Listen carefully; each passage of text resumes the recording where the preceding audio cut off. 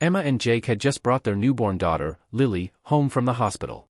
Their cozy house in Tampa, Florida, had once felt too large for just the two of them. Now, every room buzzed with anticipation and warmth.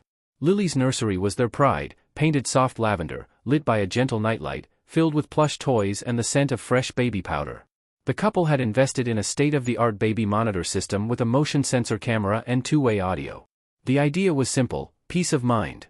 That first night, as they tucked Lily in and retreated to their bedroom, Jake set up the baby monitor on his phone and tablet.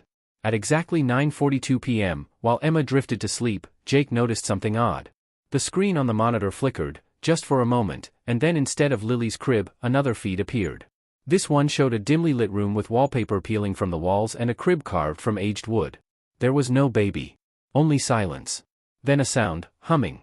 Low, female, like a lullaby dragged slowly across broken breath. The tune was unfamiliar, haunting. Jake blinked, assuming it was a glitch. He tried switching cameras, turning the device off and on. But the eerie image remained. He called out to Emma, who rubbed her eyes and sat beside him, now staring at the screen in disbelief. "That's not our nursery," she whispered. They unplugged the camera from Lily's room. The feed didn't stop. It played on. Over the next 2 nights, the monitor alternated between their nursery and the strange one. Sometimes it showed both side by side. Other times, it flickered between them like a twisted slideshow. The old room never changed, same shadows, same empty crib, except for one thing, the mobile above the crib. On the 3rd night, it began to spin slowly, though nothing touched it. Emma's instinct screamed at her. This wasn't just interference. It wasn't tech failure. Something was using their monitor to reach out. They called the manufacturer. The company confirmed no known feeds or testing sites nearby. The model didn't support outside interference unless hacked, and even then, it would only show static, not another fully functioning video feed. That night, Emma couldn't sleep. Jake had gone downstairs to get water. Alone, she stared at the screen, half hoping it would be blank. At 3:12 a.m., Lily's actual baby monitor turned on by itself. The camera feed was back on their nursery. But someone was standing over Lily's crib. Not Emma. Not Jake. A woman.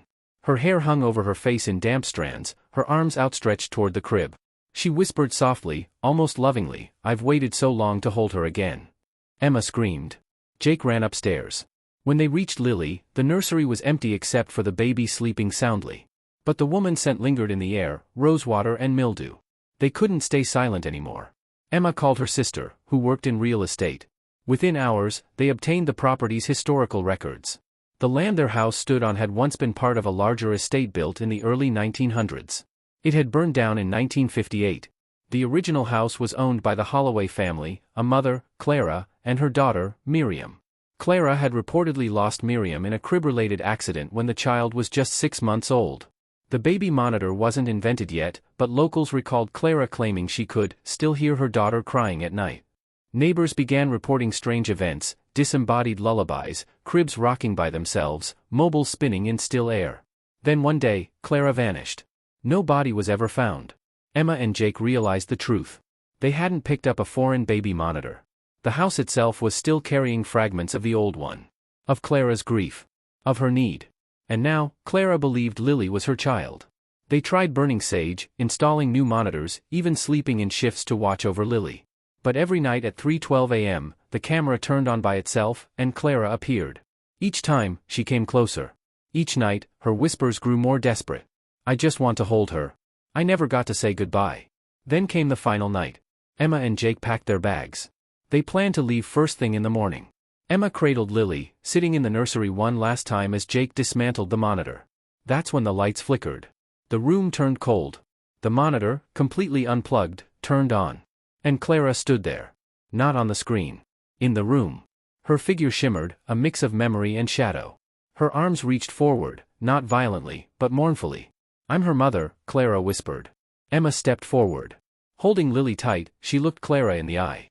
"No," Emma said firmly, "she's mine." Clara paused. Her face twisted, not in rage, but sorrow.